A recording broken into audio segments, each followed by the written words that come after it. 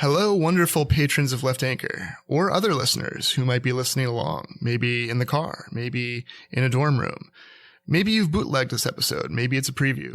Whoever you are, thank you for listening. I'm Alexi the Greek, and this episode's a good one. You're really going to enjoy it. Very interesting conversation with Professor Olúfẹ Táíwò. The book is Elite Capture, How the Powerful Took Over Identity Politics and Everything Else, and the conversation covers important ground, especially for the left, as it covers the reasons why identity politics, which is rooted in a history of radical politics, radical queer black politics, in fact, and a history that involves radical understandings of intersectionality and solidarity, and how it's been appropriated and why it's been appropriated to serve elite interests, neoliberal interests. And the idea behind the book, in part, and the argument, has to do with how elite capture, this concept that Professor Táíwò draws out, is something much broader than just what's going on with identity politics, but really is a social system and therefore a systemic problem that captures so many things and helps us understand why we have such confusing debates sometimes between liberals, leftists, and reactionaries over ideas like identity politics, right? And so it's a really interesting conversation that drills down into the kind of the origins of these problems and what the left can do about them, and a constructive politics that he argues for based on solidarity and understanding the international and interconnected ways that these problems arise and therefore must be resisted in kind, right? So, before we get to that episode and that great conversation, a reminder for you patrons that if you're not already subscribers to the American Prospect magazine is our official sponsor. And so they have given a free digital subscription offer to those who want to level up to the $10 lieutenant tier of patronage. Or if you're, listening and are not yet a patron, feel free to enter at the $5 level for the locked episodes, but the $10 level gives you that free digital subscription and an opportunity for a heavily discounted print subscription as well. Regardless, whoever you are, thank you so much for listening. And without further ado, let's get to the episode. Welcome back to Left Anchor. I'm Alexi the Greek. And I'm Ryan Cooper.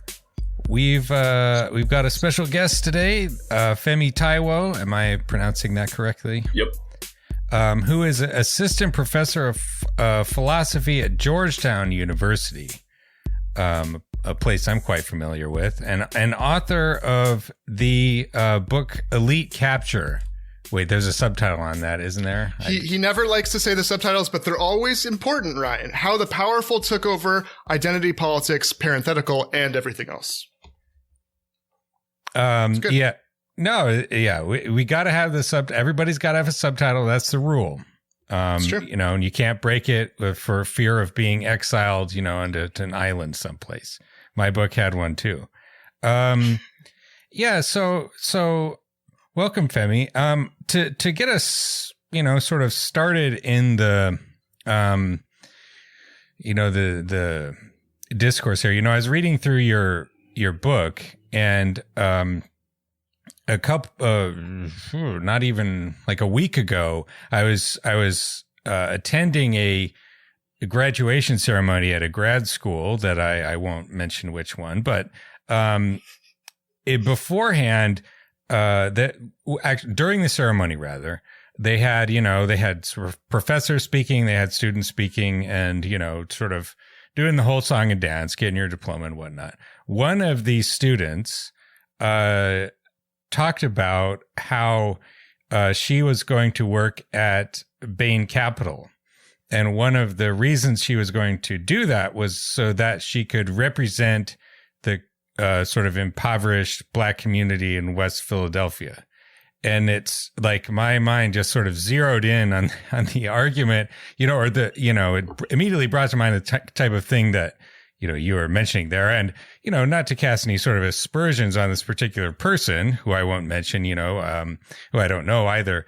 And I think, I'm sure she was doing this in total good faith, but it struck me as like a kind of an example of the type of thing you were talking about there. So could you, sort of explain to us this notion of capture specifically, how people can sort of take identity politics and sort of twist it, maybe even unwittingly, to their own devices?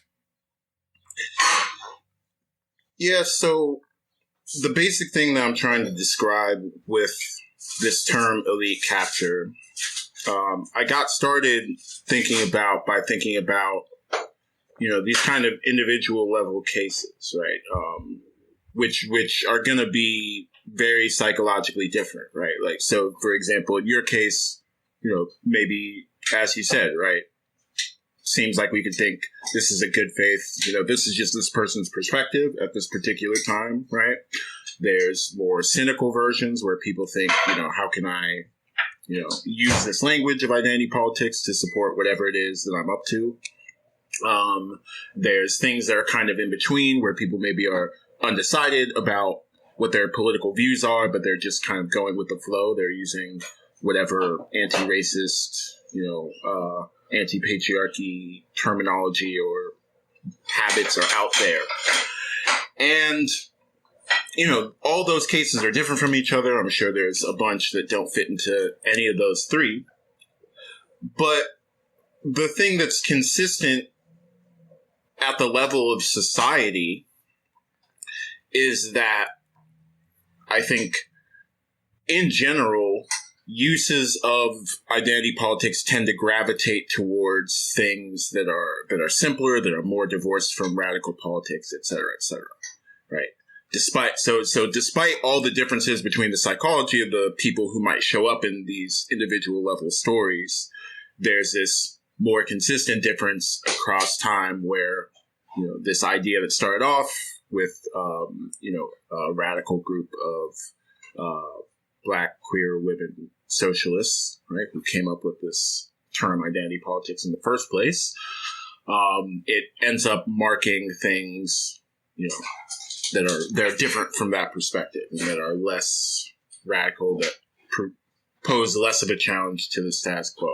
And so really, one of the things that is central to how I'm understanding this is I want to get across the idea that the system, the society level thing of identity politics gravitating towards, the center, that's elite capture. It might show up in different ways for different people at the level of like an episode or a story, right? But it's a system behavior. It is the system responding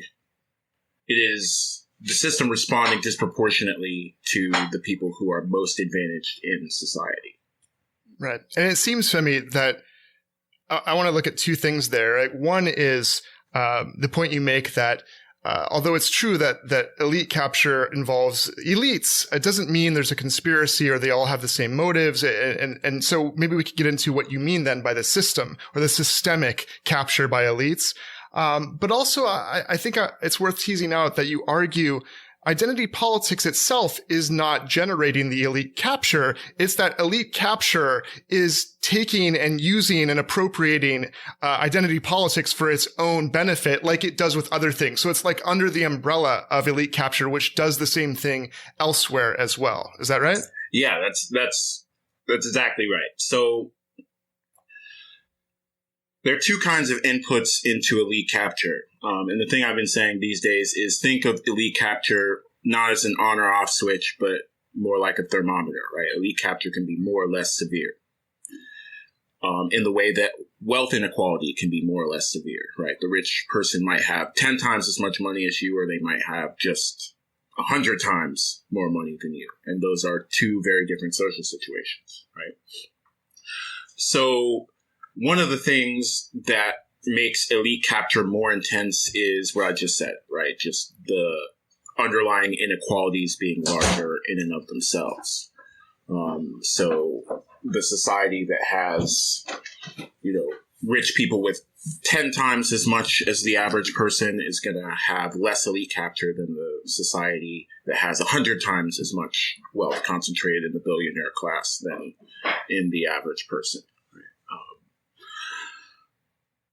So the bare levels of inequality are one thing that make elite capture more severe. But the other thing that makes elite capture more or less severe would be the existence and strength of institutions or social practices that exist in part to constrain elite capture.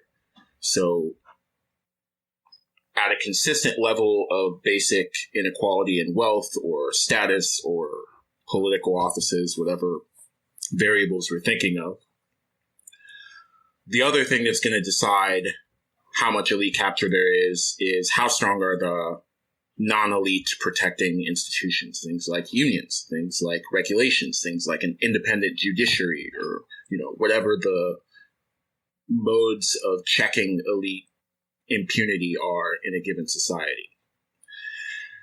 And so, those kind of systemic things help answer a lot of particular kinds of questions, right? How easy is it to find a route from, thinking about identity politics to living that out as a job? It's probably going to be harder when getting education requires you to be in tens of thousands of dollars of student debt. It's probably going to be harder in a situation where the only jobs that can pay the kind of money that can keep pace with your student debt and the interest from that student debt are the kinds of jobs offered to you by Bain Capital. Right? Those are structural aspects of how education is provisioned and how money is provisioned that count in favor of a particular way of thinking of identity politics and everything else, right? And those are ecological aspects of how power and money are distributed in society. But it doesn't have to be jobs out of college. We could be thinking of the media, right? It takes resources to develop a perspective and get that perspective out there. The perspectives that circulate in TV, in radio, are going to be the ones disproportionately held by the people who are in a position to do that. And those people live in different circumstances than most people, right? So the underlying forces that decide how money circulates, how attention circulates, how jobs circulate, these basic aspects of our social architecture are doing the explaining. Yeah, I feel like it's worth sort of drilling down a little bit on this point, because I think it's a common reaction to see this type of cynical weaponization of identity politics. You mentioned the Humans of CIA sort of advertising campaign, the corporate pride floats, all the things. I saw recently Rod Dreher was getting really mad about Pride and Juneteenth ice cream that Walmart was selling under its Walmart brand. That Walmart's gone woke because you can buy Juneteenth ice cream, and this is like downfall of Western liberalism. And so people will see this, like the hollowness of this particular aspect of identity politics as practiced, and be like, this is bullshit. We need to do class only. We need to stop thinking about racism. And just do union or whatever, something, or just become a frothing reactionary like Rod Dreher. But you take a more, moderate, a more nuanced approach is a better word. Thinking about this outside of like the context of there being annoying things out there, and to say that like, no, there's aspects of identity politics that can be salvaged. And in fact, like on some level, at least all politics is identity politics, because all politics is bound up in, like people's conception of the self and how they relate to the, their own community and so on. So can you like sort of, dig into that a little bit about, how we should relate to these sort of things and how they might be, really obnoxious? Rod Dreher, is that the primitive root wiener guy? Yep. It is. Oh, he wears Absolutely. his pathologies on his sleeve, man. He is. Yes. Yeah, just. You can't make him up. You know? You hate to see a guy who would have been perfectly happy growing up like at the YMCA in New York City in the 1980s, but ended up in Louisiana instead. And that's rough. Very sad. All right, so that answers one question that I had. maybe I can answer your questions now. So yeah, I hear this a lot, and I get it on the level of frustration, right? When we on the left are talking about injustice. And here I'm grouping, the so-called identitarian left with the so-called class reductionist left, or, however you want to split these up. But when we over here talk about injustice, we really mean the things that we say. And when Walmart makes Juneteenth ice cream, they don't mean the things that they say. And so, if identity politics is a vehicle that lets them lie, then, identity politics is bad, right? I take it that's more or less how the reasoning goes. And, you've just got to, I think if you're on the left, really, even if you're not, you just kind of have to make peace with the fact that, large organizations that hoard power in this society are going to lie about stuff. And it's not that's just the way it goes. Yeah, that's just what this is, and it's not that politically clarifying, right? Right. They lie about helpful things, they lie about unhelpful things. The people who were defending slavery also talked about how important freedom was, right? It's not because freedom wasn't important; they were just lying about it, right? Or they had, messed up opinions about, they had genuinely held messed up opinions about what freedom was or who deserved freedom, however we want to explain it, right? But it isn't for the other side to decide what it is that we can use and what it is that we can think of and what it is that is true.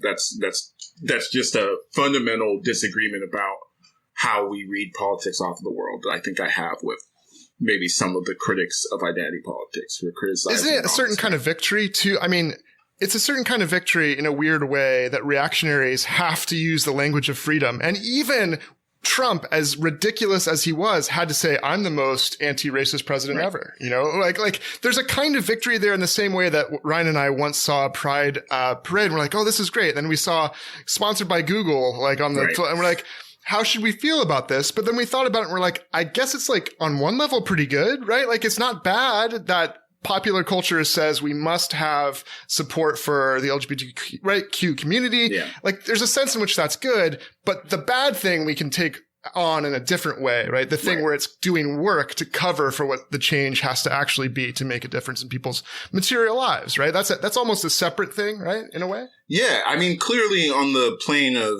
ideology or superstructure or whatever we want to call it, it's just clearly a victory.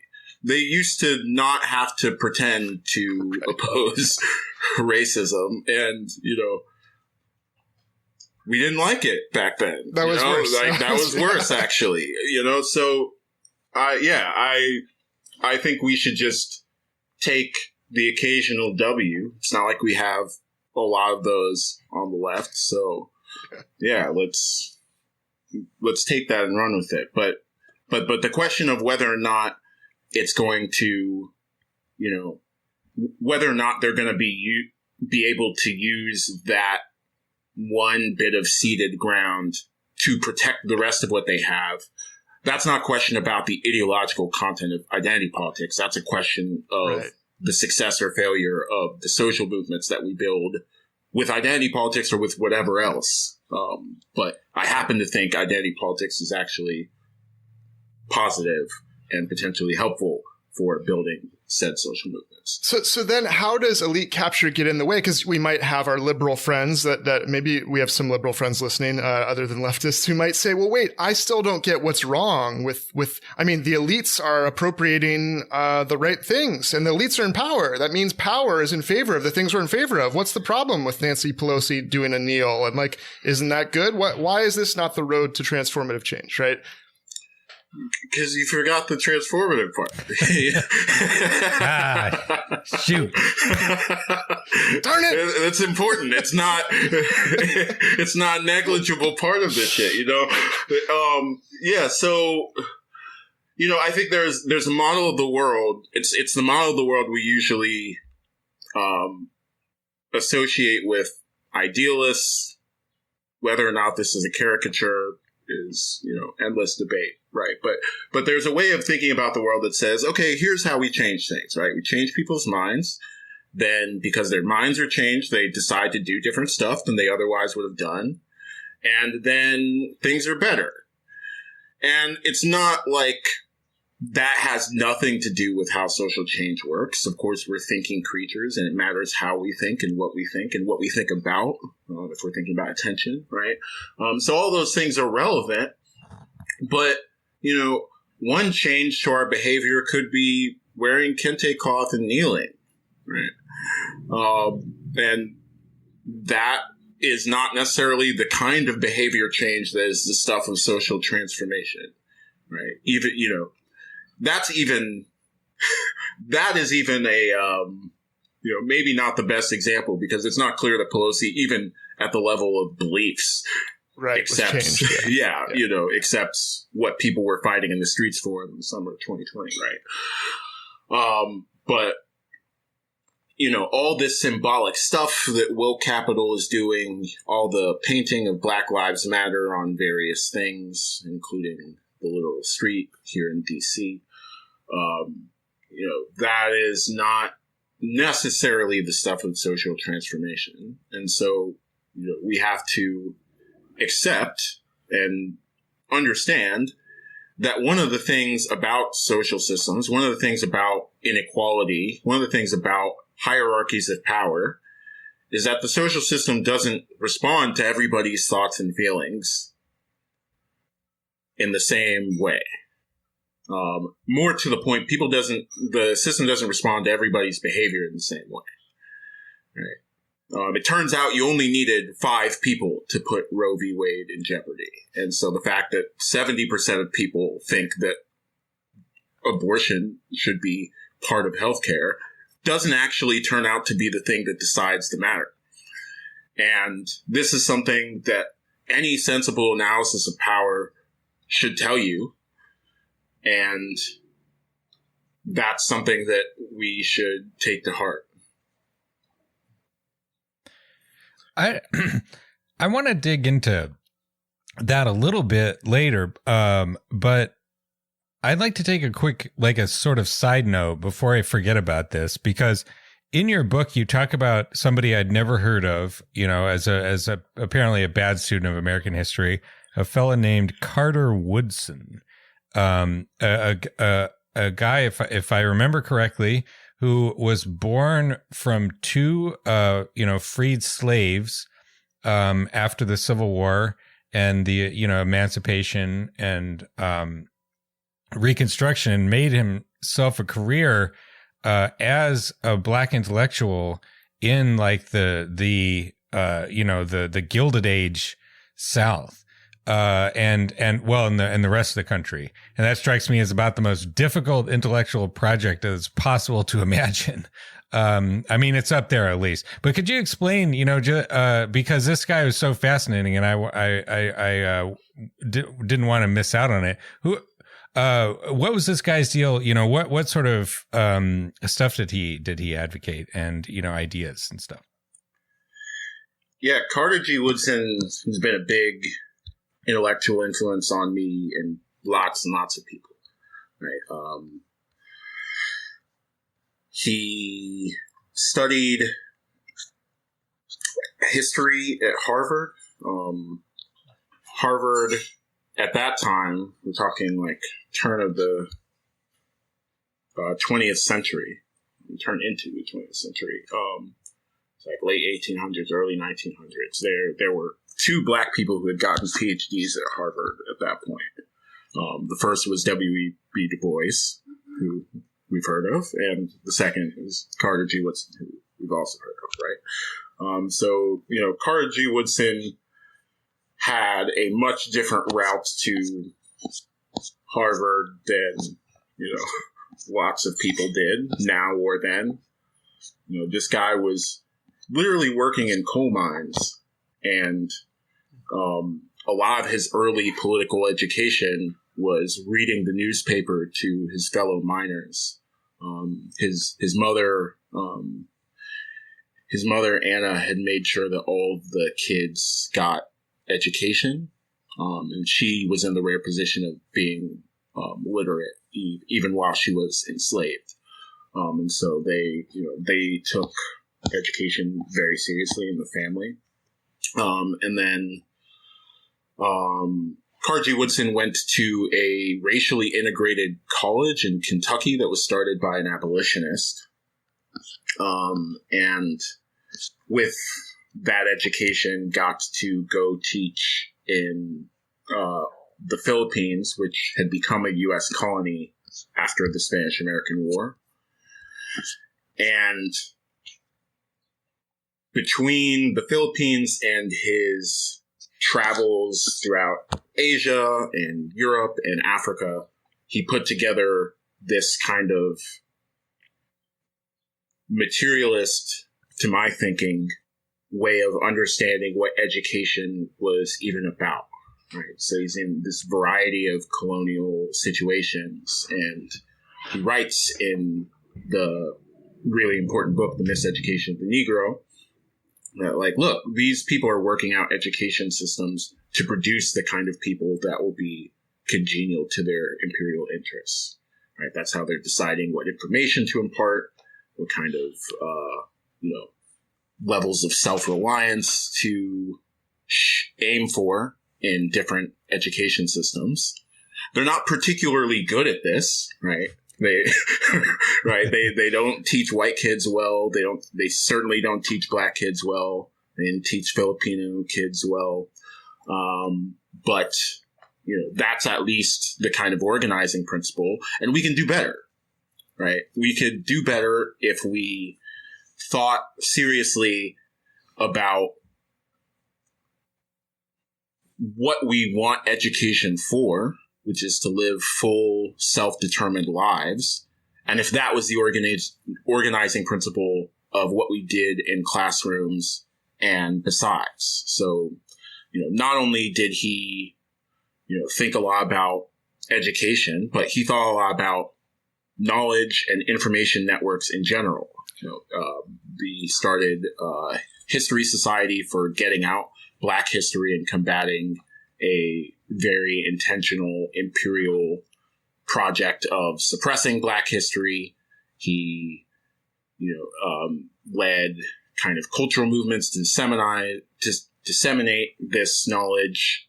Black History Month, I believe, comes from Woodson's efforts among, all of Woodson's kinds of comrades. So it was a very, he was not just thinking, how can we make these textbooks better, but how does this fit into the project of social domination writ large? And that's a thing that I took from him. It seems really important to your project, and we'll get to hopefully, and maybe we'll leap ahead. Who knows? Why do we have to be linear? We can leap to the constructive politics answer to some of the problematic politics that you refer to as like deferential politics that comes from certain appropriations of standpoint epistemology. But since we're talking about education, maybe you can talk about Paulo Freire as well, because when we were speaking of elite capture, you mentioned that it's not just that they have the literal material resources and positions of power. You spoke about how there's elite capture of our attention, of knowledge, of our values. And this clearly links up to the resistance that is needed to influence our ways of thinking, of how we value things, our ideological perspectives and so forth. So maybe you can talk a bit about the kind of liberatory, emancipatory politics of Paulo Freire's pedagogy of the oppressed, right? And how that might fit into the constructive politics vision that you have. Yeah, I think there's a really strong affinity between the way that Woodson was thinking about education, in particular, the way that Black students were being miseducated, and the way that Paulo Freire also thought that Black students and poor Brazilians in general as well were being miseducated. Freire has this interesting way of talking about it and theorizing about it. He calls it the kind of banking model, right? But students are thought of as vessels to be sort of filled with information, and the kind of creative capacities of students, the capacities of students to generate information and to share it with the teacher are not just things about how classroom interactions go, but the thing that's at stake there is, like, look, are you a self-determined person? Are you being trained to be a self-determining person? Or are you being trained to be determined by other people? Right? Are you being trained in compliance and, all these kind of servile attributes that, are of obvious interest for people who want to dominate power, and not of interest to people who want it to be democratically shared. So Freire has this different way of thinking about what it is that should be happening in classrooms. He calls it conscientização, which is not really all that translatable of a word. I guess you could say critical consciousness maybe is close to the kind of thing that he's trying to say. But teaching should be transformative, right? What we should be doing as teachers, as students, is, participating with each other in this collaborative process of sort of mutual emancipation, mutual tooling up to be self-determined together. So it's, his ideal model of education is coalitional. And it's the same kind of thing that we should be trying to do in politics in general. It starts off with a hierarchy and a power imbalance. And it's not as though that disappears by magic, but we don't have to take maintaining that power imbalance to be the point of the interaction the way that the banking model does. It's beautiful to me because that is not learning to be woke, right? Like it seems to me that being woke is kind of a performance. It's symbolic. What you're talking about is like a collective thing that empowers agency to build things and to do things in the world that have consequences and outcomes, as you say, rather than just certain appearances or certain kind of tokenistic expressions or something, right? But you can see how the way you were describing it, it could be conflated with something like learning to be woke, right? Like I've learned the history now, and I'm going to virtue signal about what I now know. That's not what you're talking about, right? Yeah, it's very far from that, right? Like if you see, an obligatory disclaimer, like I didn't hear white people say the word woke until like 6 years ago or something. I don't know when this happened. But like it means a very different thing now than, and I think we all recognize that, but I think it's just worth saying. Whenever we throw this term around. But the way people use this term nowadays, the kinds of things they're marking are really, they seem and sound really didactic to me, right? Like, oh, you're saying something, what you just said is problematic, and I'm going to tell you why it's problematic. And, the mark of whether or not this is a good interaction, whether or not you're a good person, is if you accept my account of why it's problematic. And if you don't accept my account, that too is problematic. And then we can have another, version of that same discussion. Like, that's all banking model shit. It's not. It's like policing too. It's a kind of policing. Yeah. Yeah. But, it's the light kind of, curmudgeonly Catholic school teacher wrapping your hand on the knuckles kind of policing, but it is very much this. It's not even so much the investment in a weird, very, very mild form of domination that gets me so much as the lack of investment in the many other things we could be doing with this knowledge that gets me. Yeah. Like, we could be doing the critical consciousness thing. We could be doing the transforming each other via transforming ourselves and vice versa together in order to make it matter that we know what things are problematic and what things aren't. And that's what circles back to what we were talking about earlier with the fact that the social system doesn't respond to everybody's opinions in the same way. There are some people who it doesn't respond to at all, right? It just is not obviously, let me put it this way. Changing people's minds, letting them know what is and isn't problematic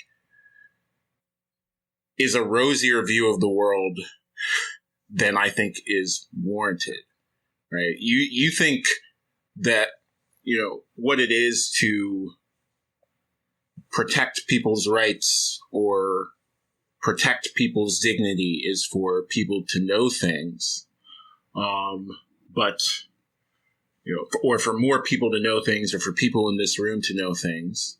But I think the powers that be know that whoever can successfully give police officers an order, those are the opinions that are going to decide who gets to do what.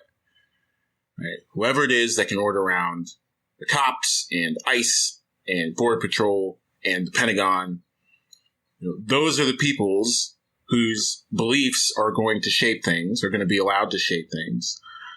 And unless and until, we put together the kinds of social movements that are capable of restraining that kind of basic coercive power. And until we do that, it doesn't really matter what you and I agree is problematic. It matters what they agree is problematic. Is this why your constructive politics is talking about outcomes and unity? Because one of the things it seems like you were saying isn't necessarily as helpful. There's a lot of oppositional politics, anti-racism, anti-colonialism, a lot of things to be against. And there's this model of kind of struggle and opposition. Although it sounds like that is really important when we're building these social movements. So help us understand what you think is the best path forward to kind of constructive change and transformative change. How is the unity that we're talking about here, that maybe connects us back to the original meaning of identity politics and intersectionality, how is that different from a kind of oppositional approach to politics where it's like us against them and we're against something? Yeah, so I want to make sure to be, to make sure that I'm being clear about this. Like, protest is good, and you need to oppose things, right? Some of the things that are currently happening in the world are bad, and some of the social forces and people and parties that exist in the world are bad, and they have to lose for us to... I could think of two parties that are particularly bad. I don't know if you... At least two. At least two. And they have to lose for us to win at making a just world, a good world that actually works to safeguard the interests of everybody rather than the profit and security of the few. It's just true that there are things in this world that have to be changed or challenged to get that done. But what I'm wary about is the way that opposition becomes its own politics. And I just don't see anything good coming of that. All right. One point I like to make, just to kind of get people on the same page quickly with at least how I'm thinking about it, is just, there were lots of opponents of, say, British imperialism, in the middle 19th century, right? Like all the other empires. Yeah. From a moral position or from a pragmatic political position, defeating an enemy worth defeating, even fighting an enemy worth defeating, didn't necessarily in and of itself put you on the good side of things. To the extent that there even was a good side of things, and in a lot of the wars of that century and every other century, it's been far from clear that there was any good side of things, right? It's conflict just doesn't answer all the political questions that we have. Surely we can't build a universal healthcare system if there are Republicans, but neither is it true that, the destruction of the Republican Party would be the same thing as putting hospitals and clinics in every, community that needs them, and putting them close to people, and getting community health workers to make home visits to people who are elderly or disabled or have just given birth. Like, those are fundamentally different projects. It requires different skills, different capacities, answering different questions, and doing different stuff. And, you can't punch your way to those kinds of victories.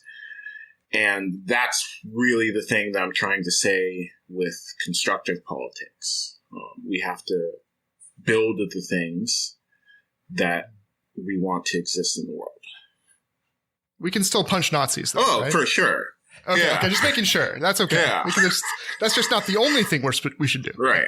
That section of the book, actually, I recently reread James McPherson's book about the Civil War, and it struck me that it was maybe like a pretty significant example of just exactly what you were talking about here in the Union War effort, where they were at the same time attacking this hideously immoral institution of slavery, while revitalizing to a fantastic degree the material economic institutions of the country. You had the land grant colleges that to this day are like some of the best universities in the world. You had the Homestead Act, problematic, stolen from the Indians to like a lot of it, but it was a redistribution of wealth to some degree. You had a huge reform of the banking system. You had an abolishment of the gold standard temporarily. Massive infrastructure projects all over the place. And so, it was eventually, I think, a recognition of the fact that in order to achieve, this like political, egalitarian, Republican, small r Republican goal that they had set for themselves, and large r Republican, actually, now that I think about it, back in them days, they had to, do both things at the same time. They had to deal with the identity politics, as it were, that wasn't called that back then, of slavery and the prejudice against black people. To some, it was imperfect victory, to be sure, but major progress was made temporarily. And at the same time, revitalize the institutions of the country, such that the victory could actually be achieved. And that seems like sort of like a decent example of the type of, collective project that you're talking about, right? A collective emancipation of like the whole country done in a pretty pragmatic way. Yeah, I think there's a lot of parallels of that period of the history, right? A lot of African Americans went to go fight with the Union Army. It's not because those people weren't racist. Those people were racist as hell, They dealt with constant discrimination at every level of service in the Union Army war effort, but they also beat the Confederacy. And, people kind of had their eyes on the prize there. And they didn't just stop at beating the Confederacy. Like you said, that whole effort involved huge, large-scale changes to the entire political, social, and economic foundations of the whole country. But on top of that, after beating the Confederacy, there was a whole social level effort to reconfigure and dramatically reshape all of those institutions. And the years of Reconstruction, that's the term for the historical period, the years of Reconstruction that followed the end of the Civil War are some of the most progressive periods in the entire history of the United States, because people who had been enslaved and, the people who were their comrades, radical Republicans, as they were then, were fighting to reshape the entire basic social institutions. They were fighting for reparations. They were fighting for the right to hold political office and vote. They were fighting to end exclusions over, racially stratified exclusions over who could own property and what the terms of work could be, all those sorts of things. So they were fighting to build something, and they did build many things. And if it weren't for a huge wave of reactionary violence, those projects would have succeeded. Yeah, that seems right. I mean, we're hoping for a new Reconstruction that actually works, right? And we are, of course, seeing the reactionary backlash even ahead of the emancipatory move, which is, a preemptive strike from the right. This is kind of the weirdness with the woke stuff. If you go by like Corey Robin's Reactionary Mind, usually it's the actual emancipatory power of the left that gets reacted to, that mobilizes the right. But now it's this weird thing where like, wokeness, that term itself, or like pretend critical race theory, not even real critical race theory, mobilizes massive reaction, and that actually changes laws that abrogate the First Amendment. It's crazy, right? So we should have you back on, by the way, for reconsidering reparations, because that's awesome. But can you maybe tease that? Because I think it's good that you brought that up as part of the constructive politics. Like, what is Reconstruction and a new kind of view of what reparations today would mean?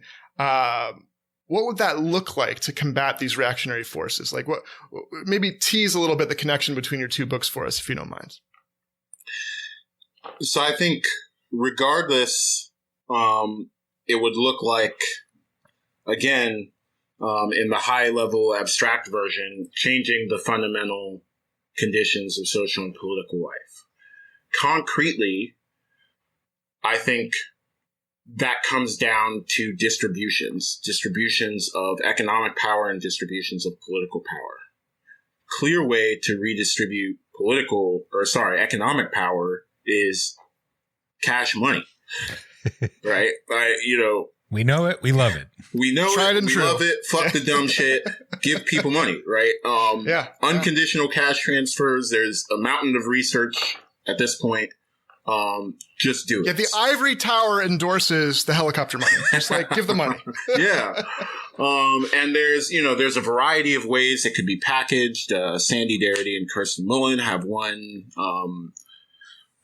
model that's kind of trust fund based, and it would have a board to do some administering over it. Dorian Warren over at the Economic Security Project talks about a universal basic income. But a universal basic income plus with an additional amount for African-American descendants of slavery.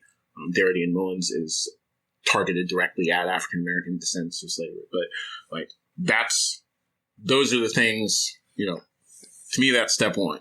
If you do nothing else, do that.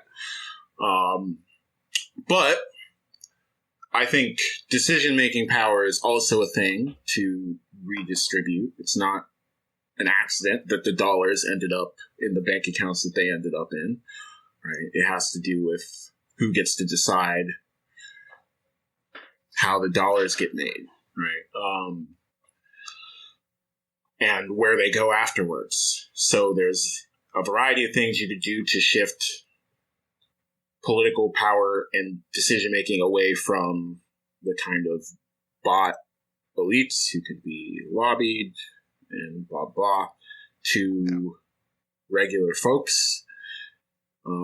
This would be especially powerful if done at the community level, and then it could be targeted towards people who are, the racialized working class, Black and Indigenous folks in particular. Right. But community control over stuff. What stuff? All the stuff the Black Panthers were talking about in the 70s. Land, housing, education, energy. Right. In an era of climate crisis, I might put a little asterisk by energy. That seems important.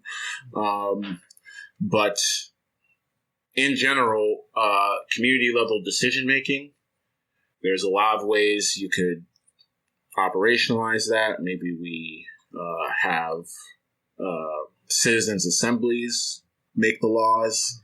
Maybe we allow the state legislatures to make the laws, but we have participatory budgeting, and so the dollars get divvied up by something like a town hall format, but the money and power are the basic things. Democratize power and democratize the economy, democratize control. All these. If I may, why, because I think this is something that people really don't know much about, why is the deferential politics that come from standpoint epistemology not helpful in achieving all of those great things? Like what is lacking there? Because we have a limited amount of time and we have to pick our strategies, right? Well, I think people might not get what the problem is because it seems so helpful. We've talked a little bit about changing people's minds is not enough, but look, every institution now in higher education has a diversity, equity and inclusion, committee, and Angela Davis once said, "I don't want to be included in an empire." There's reasons why it's not enough to do these kind of things. But maybe you could talk a bit about what you wrote about in Elite Capture, about why what you just described isn't necessarily something we can get so easily through that path. Yeah. So to start off with an act of deference, right? Sometimes, some days, some situations, maybe the thing to do is to look around and say, who looks like they might know the answer to this question? Or who do I feel like I should take direction from on this occasion? And that is often, the very smart thing to do. Sometimes it's the only thing to do. Acts of deference are fine. But you might take that thing that you might do in a given conversation or action or something and say, that's my plan A. That's my general approach to politics. I'm going to have the opinions, support the causes,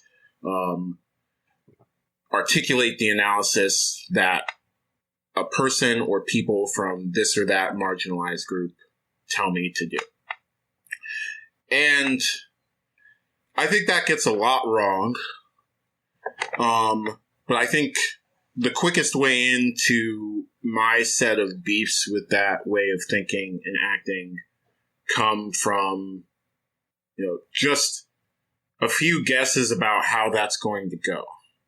Right? It's not as though, we spin a lotto wheel and pick out a marginalized person and interact with that person, right? Who do you interact with? You interact with the particular people that you encounter, which is highly not random. You interact with the people at your job. You interact, in my case, with people who have gone through a literal admissions process, right? A weighing of things that decide whether or not they were going to get to be in rooms like university classrooms, right? An aspect of society sat down and said, these people get to do it and those people don't. And much more of society is implicitly like that than we think sometimes. There's certain kinds of experiences you're likely to find first-person accounts of if you're in a prison, and there are certain kinds of experiences you're likely to have access to first-person accounts of if you're in the boardroom of Bain Capital. And we know all this. So, all we have to do is think, if my approach to deference is to just start off with wherever I happen to be, whoever's opinions I happen to have access to, and then find the marginalized people within that, and then defer to them, which marginalized people is it likely to be? Right? It's probably Joy Reid. Let's keep it a buck, right? So, that I don't think that is a model. Is she poor? Remind us, Femi, is she poor? Because I'm trying to do the intersectional analysis. I don't know her background, but I imagine she's doing well now. Okay, I just wondered. MSNBC does have a good number of viewers. So it's a procedure. It's a way of relating to the world that kind of bakes in a ton of inequalities. And then at the final stage, when you're looking around the room you happen to be in, then says, I'm going to pay attention to marginalization now. And I don't think much of that as a practice, even for the question of what should I say in this room or this particular conversation. But much more importantly, that just strikes me as the wrong question, fundamentally. It's not about how do we interact in these particular circumstances. You know how to interact. You're an adult. Say hello. Don't be an asshole. That's right. Don't be a dick. And do your best, listen to what other people are saying and be honest, all that good shit, right? The hard part isn't how do I make it unscathed out of this conversation? The hard part is how do I make it unscathed out of this, contentious interaction with the police? And, that's the hard part. And that's the part you might need organization and people power and all those kinds of things to deal with. And you are not, anti-racist book list away from getting those things. Even if it's my book, sorry to say. Yeah, the police thing, it strikes me as maybe a little bit important to mention that, you can have, representatives of marginalized groups who are diehard police partisans and apologists. Eric Adams, mayor of the largest city in the country, and Lori Lightfoot, mayor of the third largest city in the country, are just absolutely in the tank for these psychotic. Lightfoot especially, she's raiding the CPS, the public school budget to give to the cops. And it's been a bigger pot, we're into the hundreds of millions of dollars this year. And it's just, it's obvious, of course, the people are people. People can be any kinds of weird that you might happen. And there's no guarantee that having any sort of identity marker would be, but really having it driven home, you can be a black woman and be stealing bread out of the mouths of Chicago public school kids to give to the Chicago cops. Well, and this is the structural point that we're making, right? This is why hiring more female prison guards is not feminist, or the CIA director is a woman. That's great for feminism, right? It's why, that, the point isn't the individuals. It's what are they doing with respect to power, right? Right. Yeah, it's what are the individuals doing with respect for power? But I also think, just to that same point, I think along the same lines, what are the sides of the battle? Right? What are the sides of the conflict? And I think this is an area where the lack of internationalism in U.S. politics has really, done double duty in messing things up, because it's just so obvious in every other context. Right? don't think I've ever had this conversation about whether or not, Black people could support bad causes or something. I don't think I've ever had that conversation with a Nigerian person. It's like we know, all the sides, good, bad, neutral, uninvolved, all those are Black people, right? That's a way that things go. In the world right now, the biggest right-wing party is probably in India. This history has always worked because, the system the systems of power have been able to peel off support from oppressed classes. It is a millennia-old technique of colonial domination. It is. I mean, newsflash, we're all human beings, and therefore we're all tempted by power, and therefore we can betray, the interests of groups we belong to. And therefore, Marx says, utopian socialism doesn't fucking work because you're asking people in power to betray their own interests. Good on you if you get a class traitor here and there, but that's not the route to transformation. Let's just hope everyone in power just thinks differently and then just gives it all up, And there's the kind of shadows of that thought in the criticism of identity politics, right? As if we just truly appreciated, which causes are worthy of the radical aesthetic, that, that would, I don't know, suffice to stem the tide of left losses or something. It's, right. It doesn't make sense to me. Yeah, I talking about Nigeria reminds me of South Africa, which is of course a very long ways from Nigeria, but I lived there for 2 years. And it isn't just the case that, you have, Black people in power after the end of apartheid, but you have heroes of the apartheid struggle who are now, working for these ruthless, mega corporations and or in jail like Jacob Zuma was. Luckily, Nelson Mandela did not end up, on that list. But yeah, I mean, I think it speaks to, the structural quality of the problem. And I think maybe in the case of South Africa, the sort of bad timing of coming, of age as a democracy at the high tide of neoliberalism, and, free trade and whatnot. I have just one more question for you, Femi, if you have time.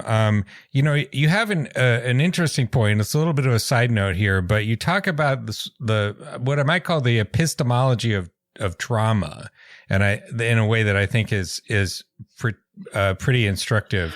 But can you sort of go into this this point about how experiencing trauma may or may not be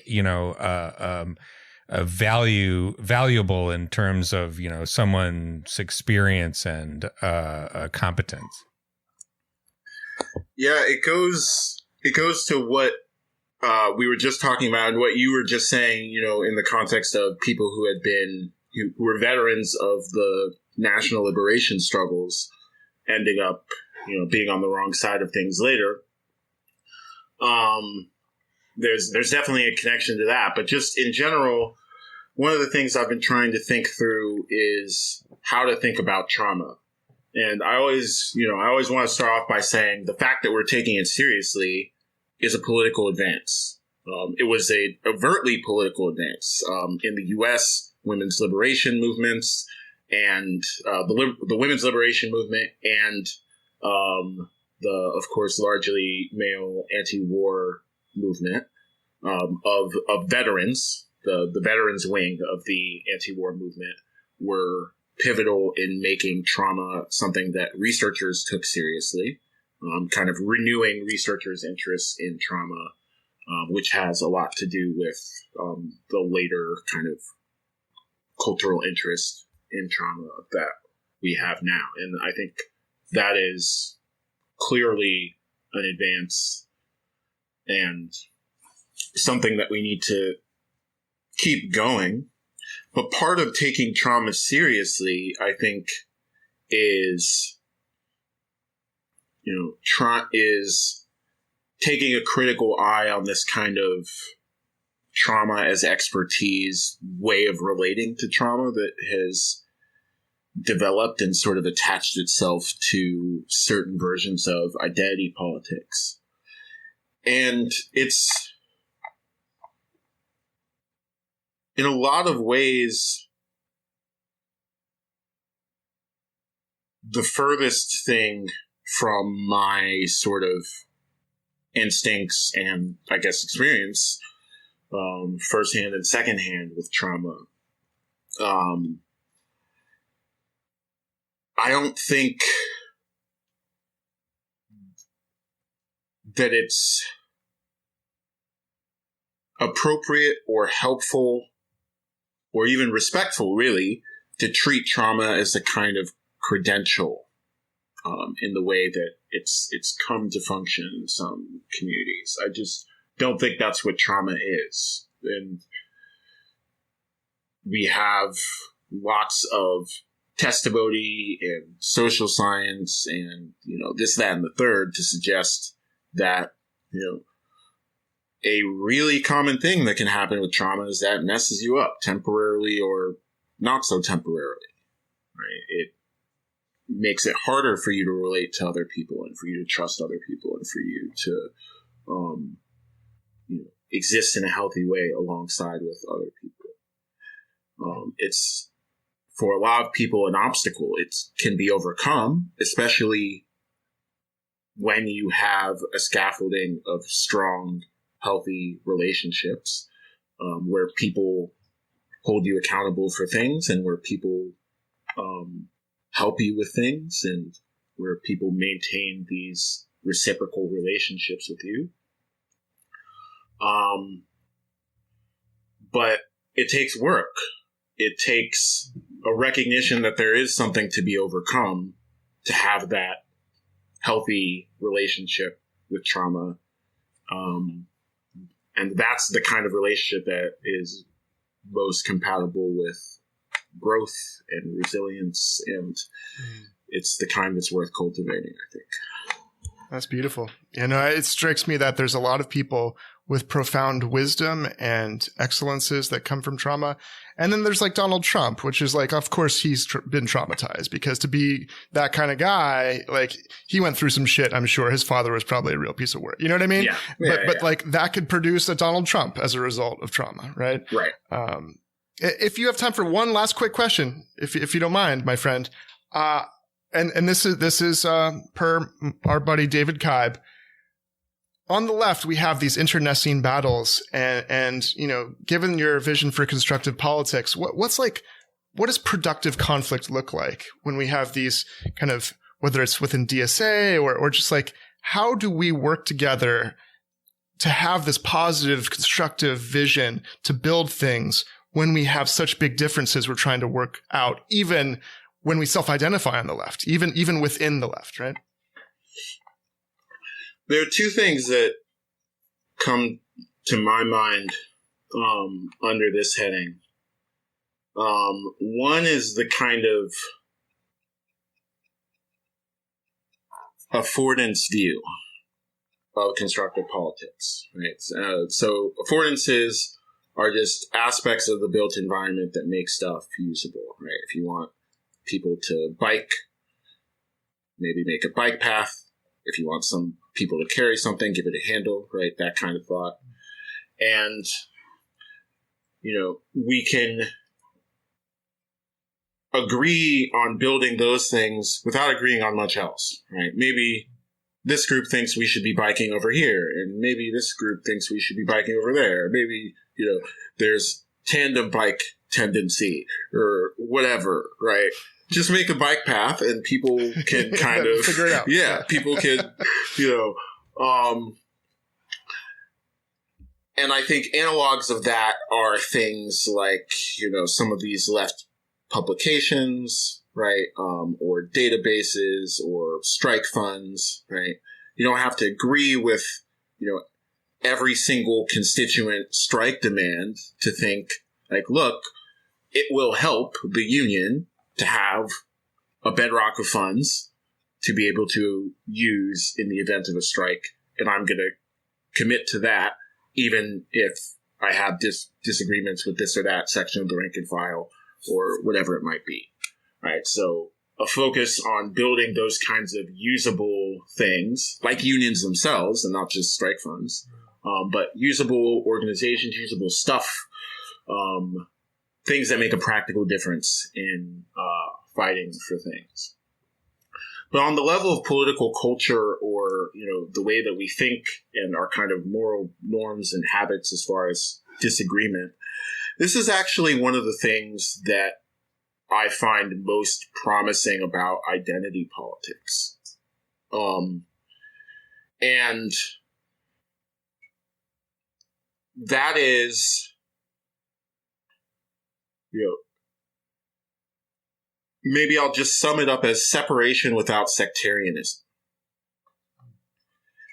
Right? We don't necessarily need, one or two or maybe even any, huge organizations. Maybe that would be good for tactical or strategic reasons. But even if we had ones of those, not everybody could, would, or should be in those organizations. Right? Some people just, we're all lefties, right? Some people don't play well with others, right? I don't know what you're talking about.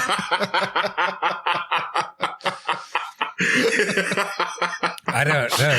In fact, I denounce you, sir, for implying that we could ever have any quarrels on the left. It's never happened. It's what Trotsky taught me. Some people just, they're just, there's not that many people they can get along with because of personality. But sometimes it's not because of necessarily personality in a freestanding sense, but, relating across difference is hard. That's part of why these social differences were made in the first place. Right? There's black people who really just aren't trying to organize with people who aren't black. Just not about it. I think that's fine. Right? There are trans people who have had it up to here with cis people shit and aren't trying to organize with us. I think that's fine. Right? I think not only is that fine, I think we should be encouraging people to get involved with whoever they're willing to get involved with. Rather than insisting that everybody should have the same amount of comfort with any particular conceivable difference just because that's what the movement needs at the scale of ecology. Rather than doing that, we could say look, there's going to have to be some active coalitional work, and the people who are willing to do that and able to do that in all of the senses of willing and able should do that work. But there's other kinds of work that doesn't necessarily need to be done by a big tent. And the people who don't want to do the coalitional stuff should go and do that. Go do that. But all that stuff needs to happen. And identity politics is not the only way, but it is one way of, reconciling particular kinds of contingents, differences, and, splits, you could even say, with nevertheless the fact that there's a whole society level thing that we need to somehow accomplish together across these different organizations and different sites of contest. Right on. Each to their own weapons. I only will organize with academics, journalists, and podcasters. Those are my... I'm only organizing with podcasters. Yes! Left anchor victory. Excellent. Leaving academics behind. You've had enough. Well, this has been great, Femi. Really appreciate you. Yeah. Thanks for having me on. This is cool. Yeah, much obliged. Femi Táíwò, the book is called Elite Capture, How the Powerful Took Over Identity Politics and Everything Else. It is available at your preferred literature distribution facility. And I, definitely encourage folks to go and check it out. Absolutely.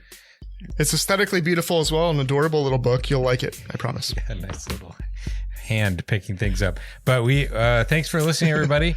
And we will see you in the next episode.